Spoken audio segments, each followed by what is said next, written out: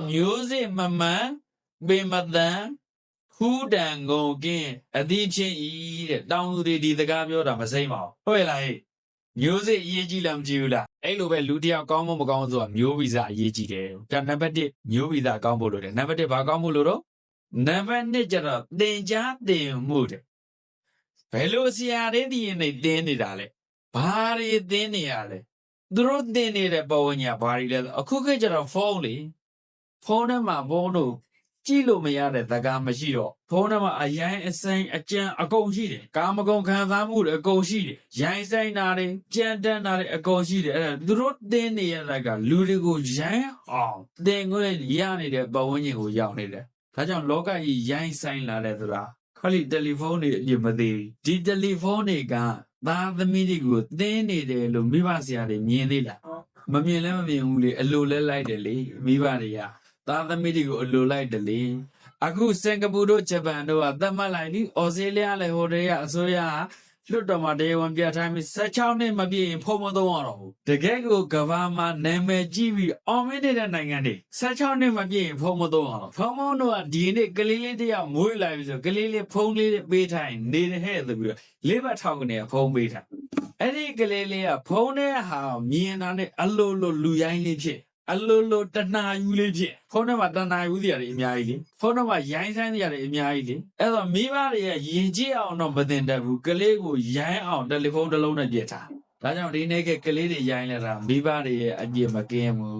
ဒါကြောင့်ကလေးကိုချစ်တဲ့ချိန်ရင်အလိုမလိုက်ပါအလိုမလိုက်ပါအသိပညာပေးရမယ့်ရောဘာလို့အသိပညာပေးမလဲဆိုတာတေးသေးချာသိဖို့လို့သူတို့ရဲ့ပတ်ဝန်းကျင်ကလူကြောက်ကိုပျက်စီးအောင်လုပ်နေမိလာမှုကစက်မှာဆိုစင်ကြီးရိုင်းသွားမိလာမှုကစက်လေးဘုံဒီနေရာမှာညက်ပြောခြင်းနဲ့ပတ်ဝန်းကျင်ဘလောက်ရေးကြည့်လဲဆိုတော့စင်ကြီးကတအားလိမ့်ပါလိမ့်မာလိုက်တာယဉ်ကျေးတယ်ဒီစင်ကြီးကဟိတ်ဆိုရင်တိတ်ဆိုတိတ်နှရွက်တောင်မခတ်ဘူးအလောမတန်လဲချောတယ်ချောတာကဟောဒီစင်ကြီးကဆင်မရဲ့မျက်နှာနဲ့တောင်တူတယ်ရင်ကြီးလို့တိမ်မွလို့အလုံးတန်ခွာကြီးတဲ့စင်ကြီးပါဘယင်ကြီးကလည်းချစ်လိုက်တာဒီစင်ကြီးကအလွန်ချစ်တဲ့စင်ကြီးဘယင်ရဲ့တကယ်ကိုစီးတော့စင်ကြီးတိုင်းပြည်ရဲ့ယရနာကြီးအထွတ်အမြတ်ထားပြီးတော့ဂုံယူဝင်ကြတဲ့စင်ကြီးတနေ့ကျတော့အဲ့ဒီစင်ကြီးကိုထိန်းနေတဲ့စင်တေရောက်ကိုစင်ကြီးကမြင်လာတဲ့ခါလဲနှောင်မောင်းနဲ့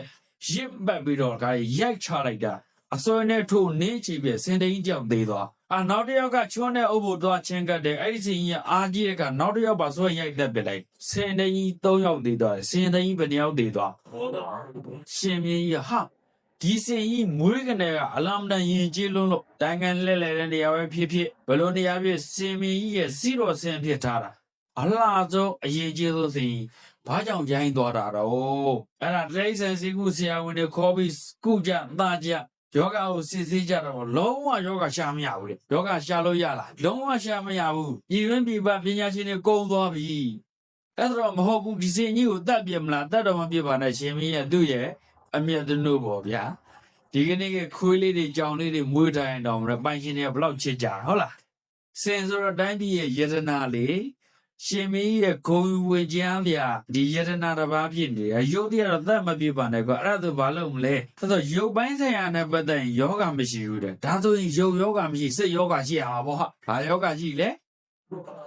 ဲစိတ်ယောဂကုဆရာဝန်တွေရှာသမ်းပါဦးဆိုဆရာဝန်တယောက်တော့တွေ့အဲ့ဆရာဝန်ကအကက်ခတ်စင်ကြီးကတဲ့မျက်စိတွေကြည့်တဲ့ခါကျမျက်စိတွေကမူမမှန်ဘူးတဲ့ဒီကနေ့ကလေးတွေမျက်စိကြည့်တာမူမမှန်ဘူးစောင်းကြည့်ဟမ်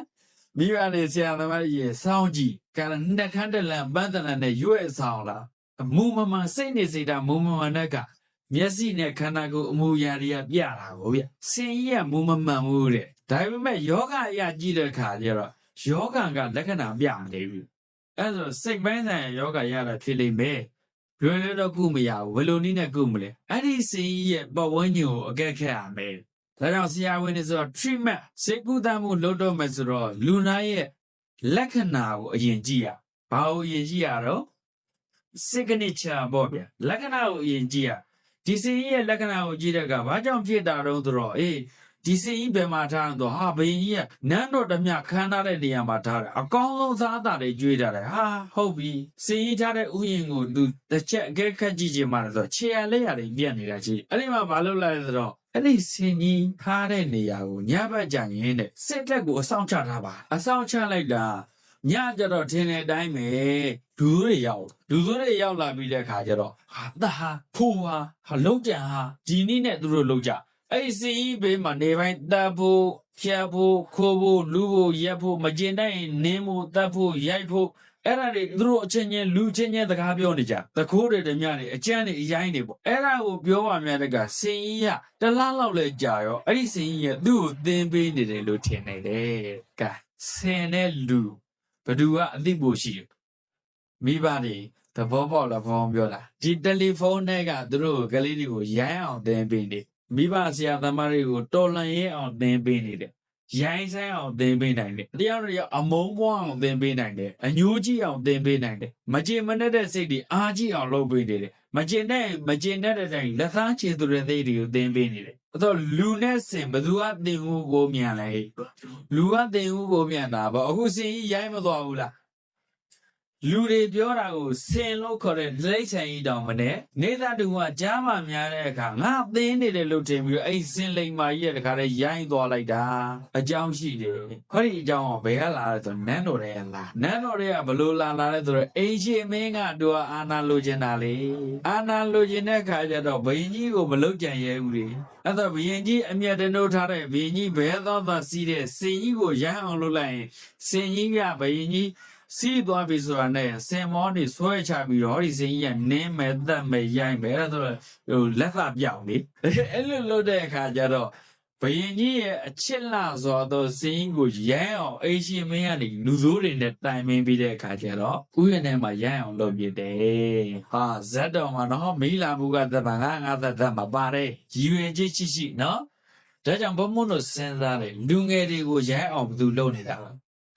ဘောမပြောချင်တော့ဟုတ်လားလူငယ်တွေကိုယဉ်ကျေးအောင်မဆုံးမနိုင်တာဘာသူတော့ဆရာတွေလူငယ်တွေကိုရမ်းအောင်လုပ်နေတာမိပါလေလူငယ်တွေကိုယဉ်ကျေးအောင်မသွန်တိုင်နိုင်တော့တာဆရာတွေခုဒီဆရာကြီးတွေက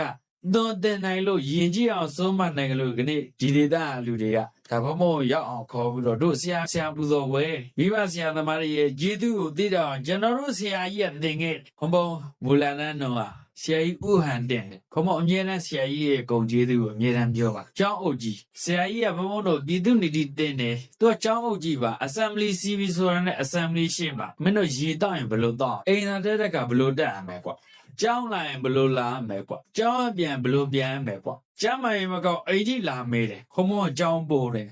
အိမ်ကြီးလာပြီးတော့တကယ်ကိုနေမကောင်းတာဟုတ်လားလို့လာပြီးမေးတယ်ချော့ပြီးတော့ဘုံမို့ကျောင်းရောက်အောင်ခေါ်သွားရေတောက်တာသာရေခွက်ကူကမင်းဒီလိုငုံမတော့ဘူးကွာရေတောက်တဲ့ဆိုရေခွက်လေးကိုဒီနဲ့နှက်ခမ်းလေးကပ်ပြီးဒီလိုတောက်ရတယ်ကွာအများတောက်တဲ့ခွက်မင်းဒီလိုငုံတောက်လိုက်ယောဂဖိုးတွေကူးမှာပေါ့ကွာဟောပြည်သူနေတိနော် assembly စီတော့အမြဲတမ်းပြောတယ်အဲ့ဒီဆရာကြီးအခုအသက်80နီးပြီရှိအခုချိန်ဒီဘဝတော့ဆရာကြီးကိုယူသေးနေရတော့ဘုန်းကြီးဖြစ်တယ်ဦးစင်းနဲ့ရွာလူတွေကဘာပဲပြောတဲ့သင်္ကန်းယုံကြွဖေ။စောကန်ကြွတာတပည့်တော့အားပေးတယ်ဖေ။ဟောဘမုံတို့စောကန်ကြွရမယ်ကိုတော့စောကန်ကြွသလား။ဗန်သင်္ကန်းယုံတာဝီနီတိုလားတဲ့။ဘသူတွေပါပြောပြတယ်ဘုန်းကြီးတပည့်တော့အဲ့ဒါကြည်ညိုတယ်ဆရာကြီးကြည်ညိုအောင်နေရတာခုချိန်ဒီဘုန်းတို့ဆရာကြီးတွေကိုလေးစားနေရတာဆရာကြီးရဲ့ပါဝါနော်စာသင်မပေးခဲ့ဘူး။ assembly မှာဘမုံတို့ပြည်သူနေသည့်အချိန်ပိုင်းလေးဟောပေးတဲ့ဆရာဒီနေ့ခေတ်ဆရာတွေကassembly ဆိုနဲ့နည်းနည်းအားနည်းသွားပြီထင်တယ်အပြစ်တော့အများကြီးမပြောချင်ဘူးဟုတ်လားနည်းနည်းအားနည်းသွားပြီထင်တယ်နော်အဲ့တော့ဘုံဘုံတော့အလုံးမတန်အရေးကြီးပါပဲလူဖွဲ့စည်းတစ်ခုယဉ်ကျေးတဲ့လိမ္မာတယ်ဆိုတာဆရာလေးရဲ့ကျေးဇူးပါလူဖွဲ့စည်းတစ်ခုရိုင်းဆိုင်သွားပြီးဆိုဆရာလေးရဲ့စွန့်ရည်နှိမ်သွားလို့ဒါကြောင့်ဒီနေ့ဘုံဘုံကဆရာတွေမိဘတွေကိုအပြစ်တင်နေတာမဟုတ်ပါဘူးမိဘတွေကသားသမီးတွေကိုရှစ်တာနဲ့အလိုလိုက်တာတွဲပြားစေခြင်းနဲ့ဆရာတွေကတပည့်တွေကိုမိုက်ရိုင်းကြမ်းတန်းဆုံးမမလားရင်ကျေးလိမ်မအောင်ဟောအလုံးနဲ့လိမ်မာတဲ့အသိပညာနဲ့ဆုံးမမလားဒါအရေးကြီးပါတယ်ဒါကြောင့်ဒီကနေ့လူတွေရိုင်းလာတာဟာမိဘဆရာတွေရဲ့အပြစ်မက